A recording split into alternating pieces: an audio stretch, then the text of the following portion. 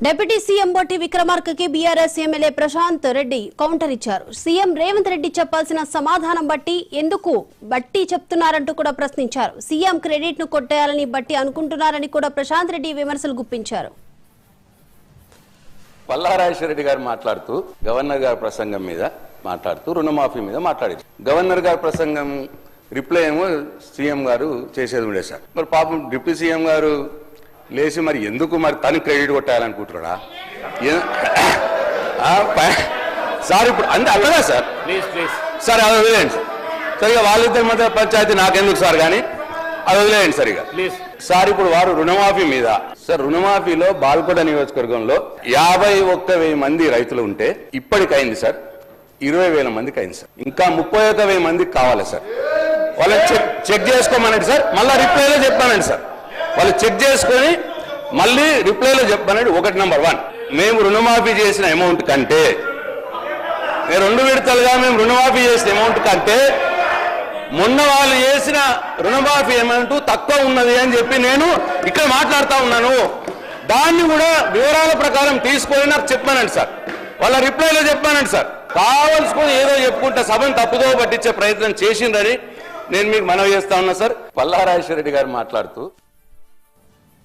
కాంగ్రెస్ ప్రభుత్వానికి పల్లా రాజేశ్వరరావు సవాల్ చేశారు. ఒక్క గ్రామంలో అయినా సంపూర్ణంగా రుణమాఫీ అయిందని పల్లా రాజేశ్వరరావు కాంగ్రెస్ ప్రభుత్వాన్ని ప్రశ్నించారు. రుణమాఫీ జరిగినట్లు నిరూపిస్తే ముక్కు నేలకు రాస్తా అని పల్లా రాజేశ్వరరావు అన్నారు. ఏ గ్రామంలో కూడా పూర్తిగా రుణమాఫీ జరగలేదన్నారు. మా జనగామ నియోజకవర్గంలో 127 గ్రామాలు ఉన్నాయి. 127 గ్రామాలలో ఏ గ్రామానికైనా ఒక గ్రామానికి రండి. ఆ గ్రామంలో 100% చేసినని చెప్పేసి అంటే నేను అప్పుడే ముక్కు నేల మీద రాస్తా, నేను రిజైన్ కూడా చేస్తా అని చెప్పి మీకు ఛాలెంజ్ చేస్తా ఉన్నా. ఏ ఒక్క గ్రామం 107 గ్రామాల్లో రుణమాఫీ అయిపోయిందని చెప్పేసి. అందుకే ఉట్టిగా వాదనల కోసం నెంబర్ల కోసం అది కాదు అధ్యక్ష. మీరు ప్రామిస్ చేసిండ్రు, ప్రామిస్ చేసిన దానిలో కొంత 50% వరకు వచ్చింది, మిగతా వాళ్ళకి ఇవ్వండి, వాళ్ళు మొత్తం అడుగుతుందని చెప్పేసి మేము చెప్తున్నాం. అందుకే నా జనగామనే కాదు, మీ యొక్క మధుర నియోజకవర్గం అయినా పర్వాలేదు, ఎక్కడికి వచ్చినా కూడా మేము కూడా వస్తాం. మేము తప్పు మాట్లాడినట్లయితే మా యొక్క ఆ రైతుల ముందే నేను ముక్కుని ఎగరేస్తా. మా జనగామ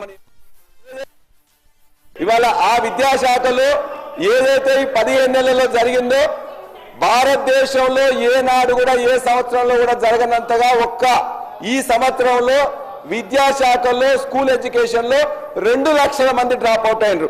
ఇది నేను రాసింది కాదు అధ్యక్ష, అనేక పేపర్లు వారు కూడా 1-2 సమయం మాట్లాడిండ్రు.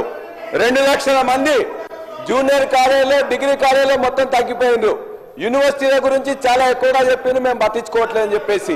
అదే యూనివర్సిటీలో ఒక మహిళా యూనివర్సిటీకి పేరు మార్చి, ఆ మహిళా యూనివర్సిటీకి పేరు మార్చి మొత్తం కూడా ఇలా ఒక్క ఇటుక పెట్టలేదు, ఒక్క రూపాయి ఇవ్వలేదు, ఒక్క రిక్రూట్మెంట్ చేయలేదు. ఇవాళ మొత్తం స్కూల్ ఎడ్యుకేషన్ కానీ, హైయర్ ఎడ్యుకేషన్ కానీ, యూనివర్సిటీ ఎడ్యుకేషన్ కానీ మొత్తం